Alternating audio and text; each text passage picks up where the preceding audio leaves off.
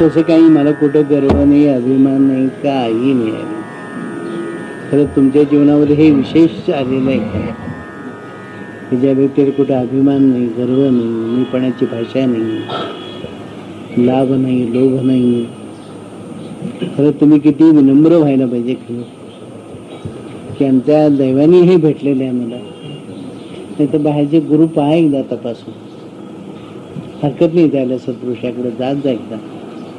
ते उन्हाच्या सावलीची किंमत कळत नाही. आहेत पुण्यामध्ये पुष्कळ ठिकाणी आहे, मुंबई ते आहेतच, नगरलाच आहेत की नाही मला माहिती नाही.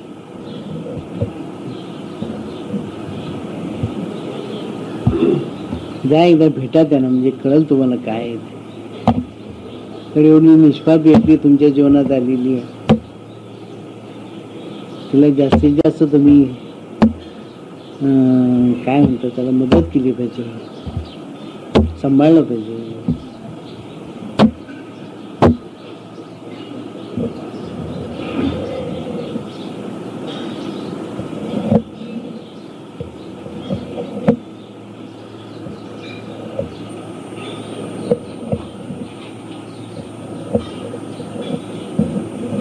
पुरुषांच्या जीवनामध्ये जीवनचक्र हे घडतच असत, चमत्कार होतच असतात.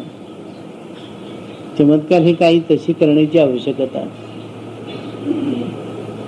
दर्जाच एवढा असतो की चमत्कार आपोआप होतो.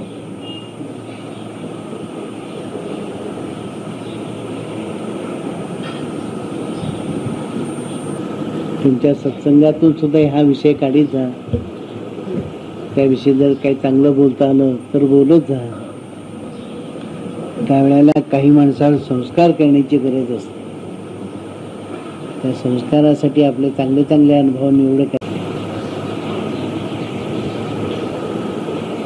मी प्रत्येकालाही शिकवलेलं की प्रत्येकाला बोलता आलं पाहिजे.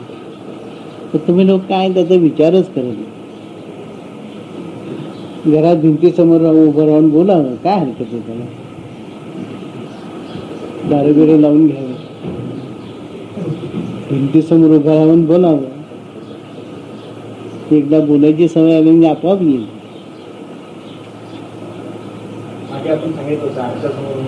अक्षासमोर उभं राहावं आणि समाज समोर बसला अशा कल्पनेनं बोलावं, म्हणजे सवय होता होता होईल. आणि ठाणे सत्संग मंडळाने सुद्धा एक विषय घेऊन त्यावर बोलायची तयारी ठेवली आहे. फार स्तुत्य उपक्रम आहे, खरोखरच छान. पण प्रत्येक विषयावर प्रत्येकाला बोलता आलं पाहिजे. हे स्त्रियांच्या मंडळाने सुद्धा करावं. नाही त्यांनी सतत मी बोलत राहायचे आणि त्यांनी ऐकत राहण्यापेक्षा हे बोलण्याची सवय ठेवावी. असं करावं की ज्यांच्याकडे सत्संग आहे त्यात एक मुलगा आधी तयार करावा, त्याला महिनाभर सूचना द्यावी की पुढच्या महिन्यामध्ये तुला बोलायचं. आपोआपच अभ्यास होतो, आपोआपच सवय होतो. नाहीतर तुमच्या समोर तुमच्या चुका झाल्या तर कुठे बिघडत होत्या नाही. तुम्ही केलेले टेप काही पंतप्रधानाकडे जाणार नाही, काही झालं चुका कुठे बिघडते.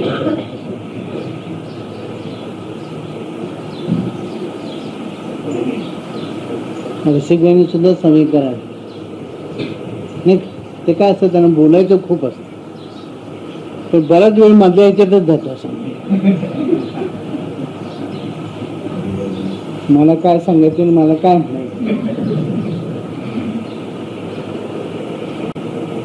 मी काही तुमची निर्णय, आणि मला असं सांगायचं पुढं काहीच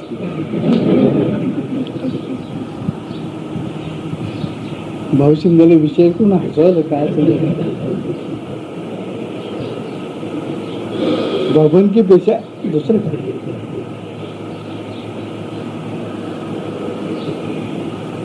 पण हे खरं प्रत्येकाने करा. ज्यांना काही हे शक्य नाही त्यांची गोष्ट नाही. पण असं एक 5-25 लोक तुमच्यामध्ये असले पाहिजे. काय होतील चुका, याच्यापेक्षा दुसरं काय होईल. उद्या चुका झाल्या हे जे मी तुम्हाला सांगतोय ना, हे 97 पासून तुम्हाला लोकांना हे अनुभवाला येईल.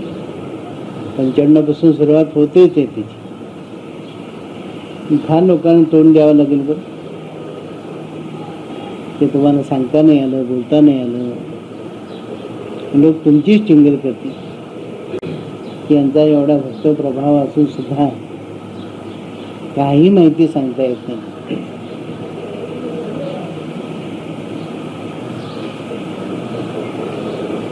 त्यात काय होतं, तुम्ही लोक माझ्यासमोर बसते म्हणजे अगदी मौन धरून बसते. त्यामुळं बोलण्याची इच्छा असून बोलता येत नाही, ते सुद्धा चांगलं नाही. काय चुका झाल्या ते मी सहन करतो, बोललं पाहिजे.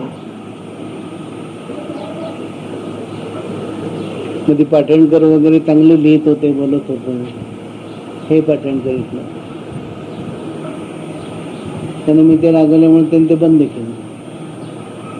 इथं जर प्रत्येक गोष्टीचा असा राग यायला लागला तर तुम्ही तुमच्या दृष्टीने कुठं आहात हे पाहायला ना. कुठं बोलले असते, कुठे बिघडलं त्यामध्ये. मी बोललेलं प्रत्येक वाक्य हे ज्यावेळेला आपण दुसऱ्याला सांगतो, तीच वाक्य पुन्हा वापरायची नाही, त्यातला मर्म वापरायचा. काही लोक काय करतात, माझी भाषा बाहेर वापरतात आणि तेवढंच मला प्राप्त झालं असं दाखवतात. हे सुद्धा चांगलं नाही. किंवा मी सुद्धा तेवढी चांगली भाषा वापरू शकतो का श्रीकांतराव? चूक आहे असं करणं. नाही, सांगा ही माझी गुरूंची भाषा आहे. काही लोक काय करतात, माझी भाषा वापरतात पण समोराला ऐकायला असं वाटतं की अरे हे जवळजवळ त्या दर्जाचे. नाही, हसायला सुद्धा हरकत नाही, तर काय हरकत असेल. कित्येक लोकांना असा भास होतो ना, केवढा मोठा दर्जा मला आहे ते प्रश्न. काही लोकांना सांगावं ही माझी गुरूंची भाषा आहे असं त्यांचं सांगणं आहे.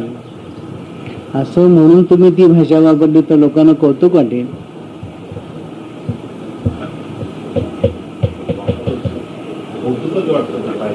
नाही, वाटायलाच पाहिजे. ते जर एवढं मोठं आहे ते तर काय समजत नाही मला, काय ते लक्षात येत नाही.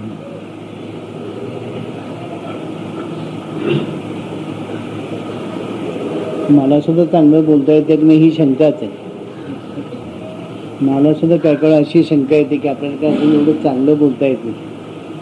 तर तुमचं चांगलं बोलणं ऐकून कदाचित त्यापासून मी काही घेऊ शकेन असं बोला, त्याला काय हरकत.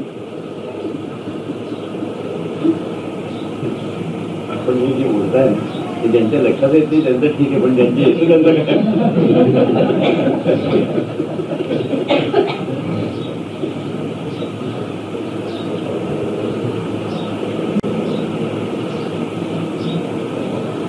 तुमचं माझं कुठं होईल नाही, तुमचं माझं कुठं भांडण.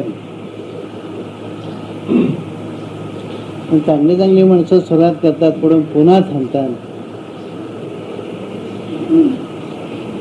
मी तरी त्याचा अर्थ असा घेतो की यांना माझ्याविषयी प्रेम कमी. हे सरळ सरळ अर्थ घेतो मी. तर जे प्रयत्न करतात हे थांबतात का? हो द्या, चुका झाल्याने काय होते. पण आमचे श्रीकांतराव पूर्वी जेवढं बोलत होते तेवढे हल्ली बोलत नाही. तर पूर्वी त्यांना एवढा तो पाना फुटायचा, आवडता आवडता मला नक्की नव्हे. तर तो एवढा आटला, तुम्हाला काय सांगावं. फारच म्हणजे अगदी ओलावा सुद्धा राहिला नाही. काय श्रीकांतराव, खरंय की ते ज्ञान गुप्त झालं तर काय झालं कोणाला नाही. काय झालं सगळं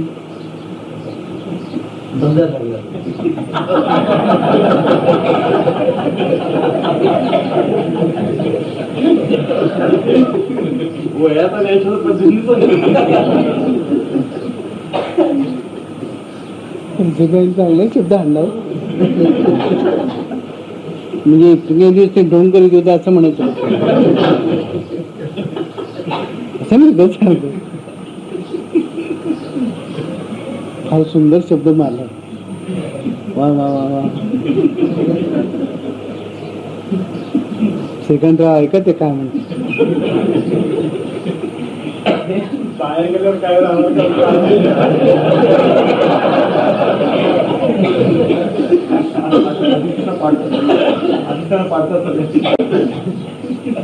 मी आहे तो पण काय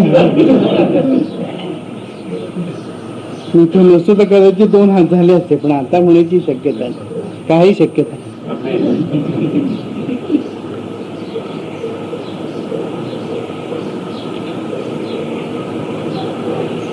आपल्या ज्या मर्यादा आहेत त्या मर्यादा सांभाळून दुसऱ्यांना जेवढं सांगता येईल तेवढं अवश्य सांग.